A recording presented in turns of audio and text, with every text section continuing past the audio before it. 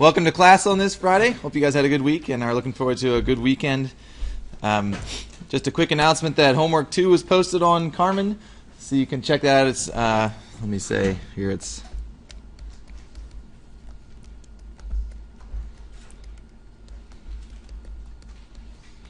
listed as a news item. So on the home page of the Stat 1450 Carmen site, I think it's right there near the top anyway. And I believe it was brought to my attention. I think that chapter 3, number 26 has been listed on this assignment, which is a problem you guys just did. So I think that's going to be dropped from the next assignment, but I'm not sure exactly what Dr. Baker's going to do. So whenever you take a look at the assignment, just keep that in mind that if 326 is still on there, you don't need to do it. I think he'll take that off, but just a heads up. Also, hopefully you guys all got your homework turned in yesterday and recitation. Just a reminder to please give that to your recitation TA in recitation. And they're the ones who will be doing all the grading and get that back to you hopefully next week or soon thereafter. Any questions about the homework or anything that goes smoothly for everybody? Yeah? Okay, well before I jump into chapter 4 here, I wanted to do a quick announcement. I talked about this in one of my recitation groups, and they were all very surprised by this. And so I wanted to make sure to tell you guys about this as well. And I realize this is after the homework has already been turned in, so hopefully you didn't spend too much time. But just to announce that the data sets for your homework problems are posted on Carmen. If you got a new copy of the textbook that has a CD in the back of it, there's data sets on there as well. But anytime you're looking at a homework problem in your book and you see, if you bought the ebook version, and you see this little symbol right there, it says data file with a little arrow on it. That means that there is a data set already typed in. So there's an Excel sheet that has whatever the variable name is, and then all the numbers already entered into an Excel file. So like for this question on your first homework, exercise 2.50, we're looking at older Americans, and we're asked to give the 5-number summary of this distribution. You're welcome to, but you definitely should not be doing that by hand. I mean, if you did it by hand, that's not going to be wrong, but using technology will be your friend. So you can get to these data sets by on the Carmen content page if you don't have them otherwise. If you go under the homework section, there's a little section called data sets for homework. Download that zip file, and it has all the Excel spreadsheets. So like it'll have a list of all the numbers that were in that big chart you guys looked at for number 50. So again, if you did that by hand, sorry I didn't tell you about this before. It's not wrong, but this will just make your life a little easier. Did you guys find these data sets? Did you do this by hand? You did? Okay, good. Or you did not do it by the data sets. Okay, well for the future, definitely keep an eye out for these things. And again, if you do it by hand, it's not wrong, but this will just make your life a little simpler. Any questions on that?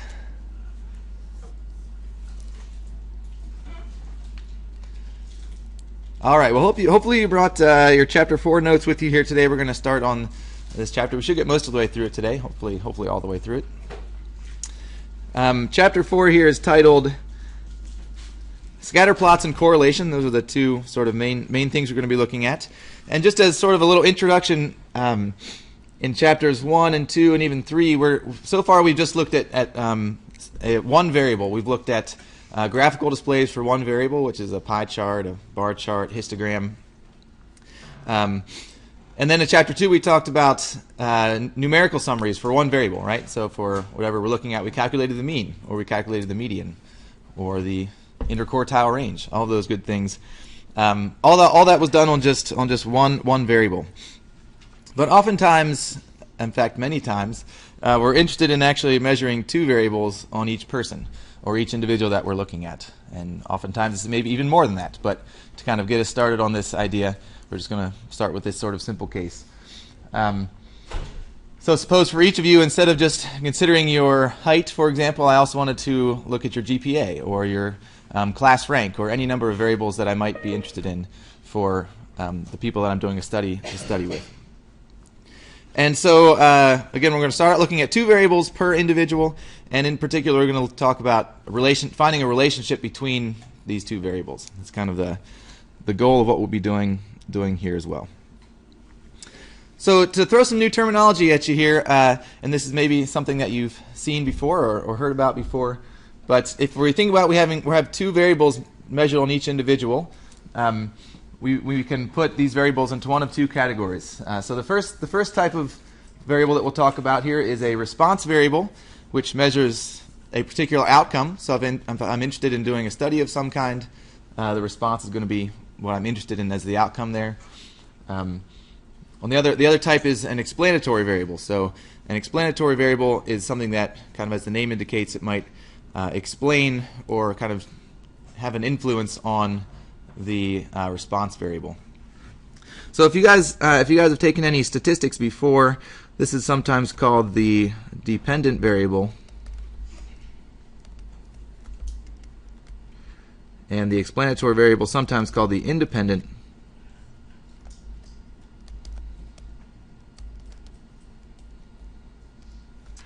The independent variable, if you guys have heard that before, we're going to go with the response explanatory because we have sort of a different way of, when we say independent in this class, it means something different than maybe in other contexts. So we're going to go with the calling things response and explanatory, but just to remind you that you might have heard these called other things. And typically, again, the explanatory variable, as being the independent variable, is plotted on the x-axis, and the response variable is plotted on the y-axis.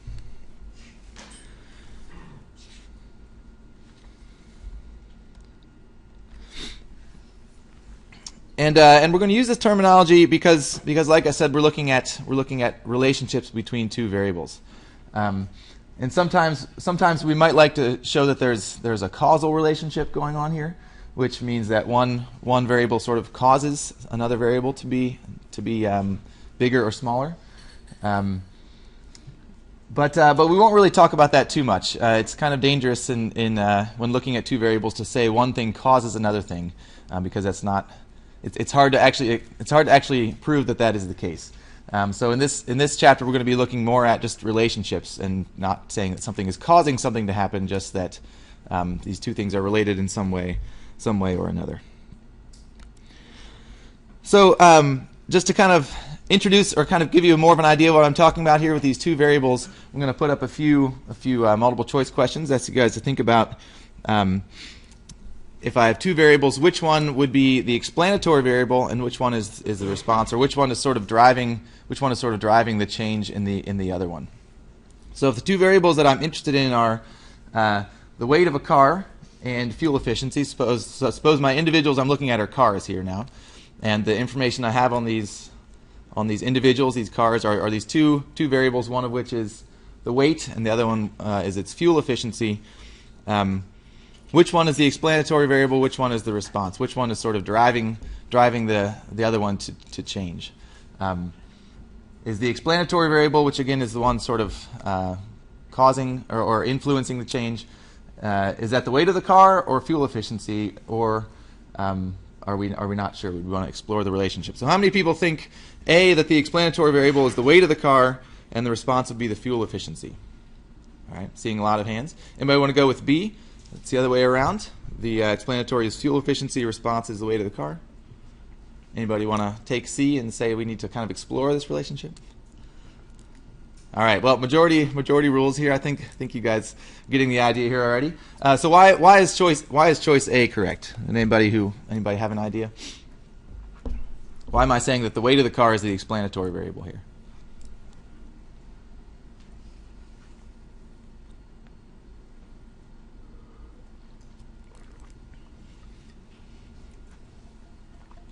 Yeah. The weight of the car kind of helps determine what the fuel efficiency of the car is going to be. Exactly, right. So the weight of the car, the response is the weight of the car kind of helps determine what the fuel efficiency will be. So heavier cars would maybe have smaller miles per gallon, whereas lighter cars might get more fuel efficiency. So it's kind of the weight of the car that's sort of driving some underlying change in the miles per gallon or the fuel efficiency. So very good. Choice A is what I would go with there anyway. So it's a little more tricky maybe. So now suppose I'm looking at a former class of Stat 1450, and the two variables that I have for everybody are their scores on the exam 1 or the midterm, and their score on the final exam in this class. So same idea. Which one is the explanatory variable? Which one's kind of driving the underlying change in the other one, or is it not hard to say? Should we explore the relationship? So how many of you guys would go with A, that the explanatory is the exam 1 score, the response is the final exam score? All right. Seeing a few hands. There's a few more coming up. Anybody want to go with B, that the explanatory would be the final exam, response would be the exam 1? Nobody wants to take that one. How about C? Anybody? Or we maybe do? Yeah. How about C? Anybody think it's maybe hard to say we need to explore the relationship? All right. So seeing a few there as well. Would anybody who went with A like to defend their decision? No. Or why did you say that? Yeah. Because the final exam happened after exam 1, the final exam score couldn't really affect the exam 1 score because that's already happened. Okay. So kind of thinking about it in terms of a time layout here, right? So the final exam happens after the midterm or the first exam, so it can't really affect that midterm. Okay, I see your point. Anybody else for A or anybody for B want to defend their choice?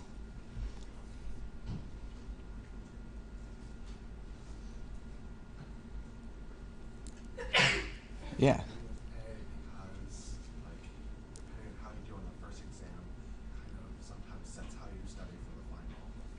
Exactly. Okay, right. So the response was, depending on how you do on the first exam, that might sort of determine how you would plan to study for the final exam. So both of those are very good ideas. And I personally would probably go with choice A, that kind of that first exam is kind of deriving what would happen in that final exam. But it's hard to say. I would say we should kind of explore this relationship and see which one is the better one. So if that was confusing to you, that was a tricky one. Okay, so you see what I mean? It's maybe sometimes hard to tell which is which here, or especially thinking about if something is causing something else to happen, it's hard to know what is causing something to happen. All right, last one here. So now the two variables that I'm interested in here are ice cream sales and the number of murders in a particular year.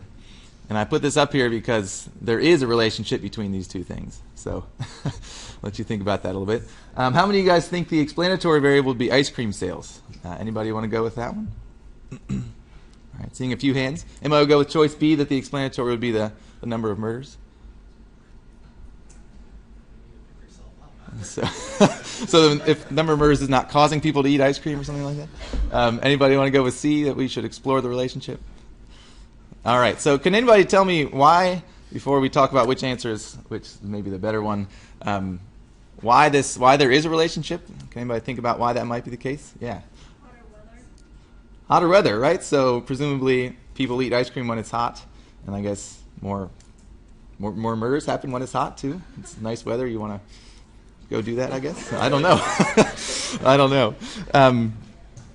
So I would probably again go with explore the relationship. I mean, again, kind of thinking about a causal relationship here. You certainly wouldn't think that one of these is causing the other one to be the case. There's sort of this underlying thing of the weather that we're talking about is sort of the real reason for the relationship between these two things. Certainly, ice cream sales are hopefully not causing people to commit murders, right? Unless you really hate ice cream or something like that. Or there's not enough ice cream. Or maybe good point. Maybe there's not enough ice cream, so you get angry and you have to go take out your aggression. Anyway, just to point out here that this is maybe a more extreme example of that previous one where it's hard to tell what's really going on, and so you wouldn't want to say that one thing is causing another. There's really this external thing that's causing both of these things to be higher in the summertime, and maybe lower in the wintertime. So that's a little lighter way to discuss that anyway. Okay, so that's kind of the getting at the idea of when I have two variables. One of them is sort of the explanatory variable. One of them is sort of the response variable. So similar to chapter 1, when we were looking at displaying data for just one variable, there are ways to display two variables at once. And the main one that we'll look at here is called a scatterplot. and it kind of shows us the relationship between two variables by displaying both of them at the same time. So the main points here is that each individual in the data appears as a point in the scatter plot. And again, on one axis, on the x-axis, we'll try to have the explanatory variable. On the y-axis, we'll try to have the response variable. So we'll kind of then whichever their measurements are for both of those variables, we'll plot their point kind of in the xy coordinate system, like you have maybe seen before. And then sometimes here, just note that sometimes, like we were looking at, it is hard to determine which is which, and in that case, it doesn't matter. You can put either variable on the x or y axis. So enough talking about details. Let's actually take a look at a picture here. This is the example we're going to look at. Is kind of going back to that miles per gallon example that we looked at earlier.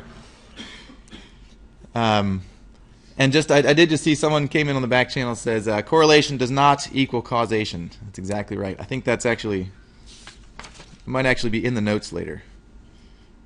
But that is exactly right, that correlation does not imply causation. So going back to that ice cream sales one, just because there is a relationship between those two things does not imply some sort of causation going on there. So that's really good. And then someone says, but really imagine the world without dipping dots. #rage. I feel you there. And their name is Ice Cream Lover 1. Thank you for that humor there. All right, anyway, so back to our example here. The two variables that we have that we're interested in looking at here is our city miles per gallon and our highway miles per gallon. So I have 107 mid-sized cars from this 2012 fuel economy guide. For each of those cars, I have their miles per gallon in the city and the miles per gallon on the highway.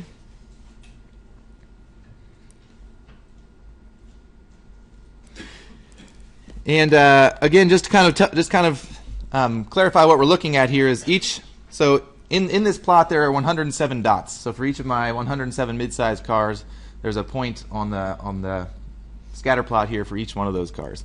And so it's maybe they're all kind of bunched together. It's hard to pick those out. But let's say this car right here has a city mile per gallon of maybe 51 or something like that, and a highway miles per gallon of 50. So again, I take my data point, I have two variables for it, and I can plot it in this way corresponding to both of those measurements.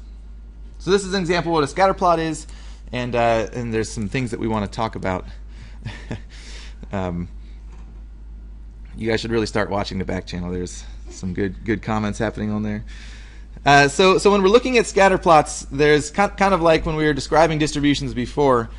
We want to be able to interpret them, but we want to be able to kind of describe what's happening in them. So sort of like when we were looking at this before, we have four things that we want to talk about. So when we describe the overall pattern of a scatter plot, we want to talk about the direction, form, and the strength of the relationship. And then also we want to discuss outliers, or again, same idea, sort of individuals that sort of fall outside the overall pattern, or kind of well away from the rest of the group there. So let me say what I mean by each one of these things. So when we're talking about direction, I want to say that it's that two variables are either positively associated or negatively associated. And I think you guys probably have a good intuition of what I mean by this. When I say two variables are positively associated, that just means when one is bigger, the other is also bigger. When one is smaller, the other one's also smaller. And kind of the other way around with the negative association would be that when one variable gets bigger, the other variable gets smaller, and vice versa. So, for example, I'm going to look at some examples here in a second, but going back to the weight of a car versus its miles per gallon, again, we kind of had that idea that as the car gets heavier, its miles per gallon is probably going to get less. So that would be a negative relationship. The relationship we found between ice cream sales and murders was a positive one. So when it's more ice cream sales, you have more murders. So that's a positive relationship. So when I say direction, I just mean is the relationship positive or negative. When I talk about the form, the main thing that I want to know is is it a linear relationship? So for form, you'll often be saying linear versus nonlinear. It could very well be that there is a very clear nonlinear pattern, but we won't really worry about what that is. We're mostly interested in, is the relationship linear or is it not linear? And just to note that if it's not linear, it can be kind of hard to talk about the first thing that we just mentioned. So don't really worry about that. Don't really worry about the direction if it's a nonlinear relationship. Talking about strength, this just means how strong is the relationship, sort of how much do the two variables relate to each other. And this is going to be a bit of a subjective call here, but we'll say things like we could go from the spectrum will kind of be weak to moderate to strong. It's kind of the three. You can some continuum along there that will go from somewhere from weak up to moderate up to strong. And later in this chapter notes, we're going to talk about correlation, which will kind of give us a numerical value for what the strength is. But for now, we're kind of just saying about what is the relationship. How is it strong? Is it not very strong? And again, we'll look at some examples of this. So a comment just came in. Is it also synonymous to direct and inverse relationship? I think that was going back here to direction. Absolutely, yes. So this would be, the positive association would be a direct relationship. Negatively associated would be an inverse.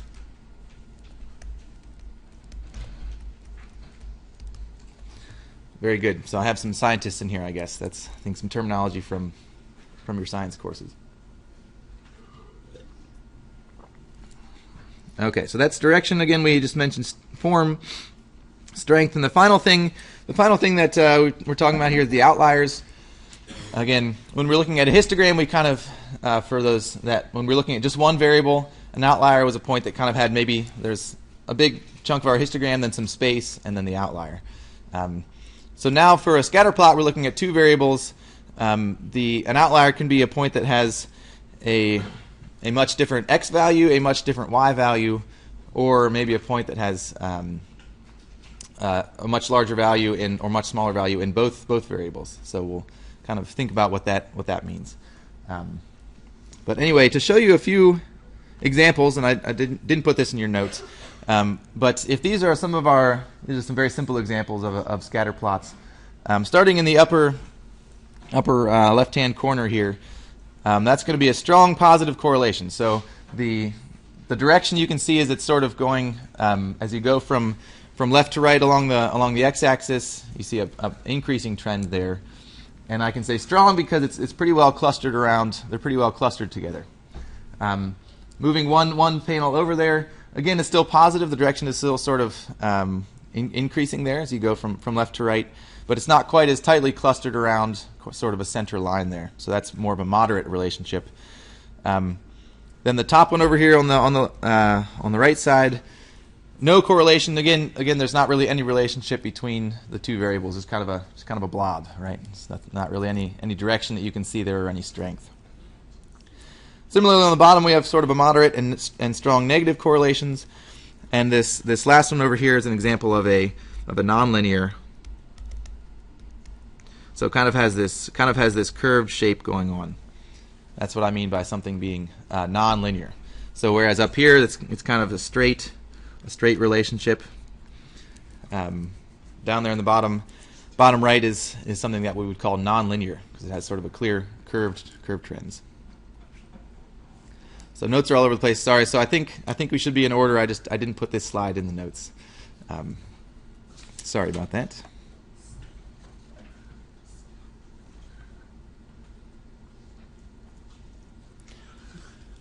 Any question you guys can think of on talking about strength, direction, the form, or the outliers? Are we going to have to calculate R values in this class? R values. Are we going to have to calculate R values in this class? Not by hand, but yes, we will. So that's what we'll talk about. That's correlation, I think you're thinking of, and we'll talk about that in just a second.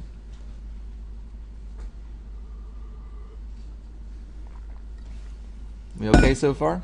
Oops. All right, getting back into to where we're at in the notes here, going back to our example of the cars, the miles per gallon scatter plot. If we want to describe the relationship in the cars data, again, or describe the scatter plot,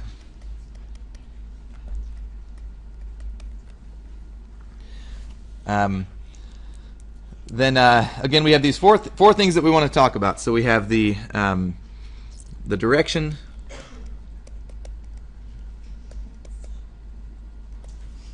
strength, the form, and are there any outliers?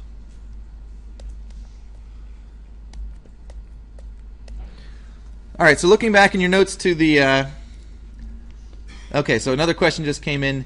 If it is a weak correlation, is it no correlation? And yes, that is correct. Also, do we need to know curvilinear? No. So I should have changed that on here. Don't worry about curvilinear. Just again, when we're talking about form, we're just going to be going linear versus nonlinear. So if it's something that's not along a straight line, who cares what it is? For the purposes of this class, we're just going to call that nonlinear. So thank you for those questions. All right, so looking back at your scatter plot, who can help me out with the direction? Do we have a positive or a negative association going on here? Positive, exactly. And so we have a positive. And again, we can see that, oh boy. Oh, this is bad.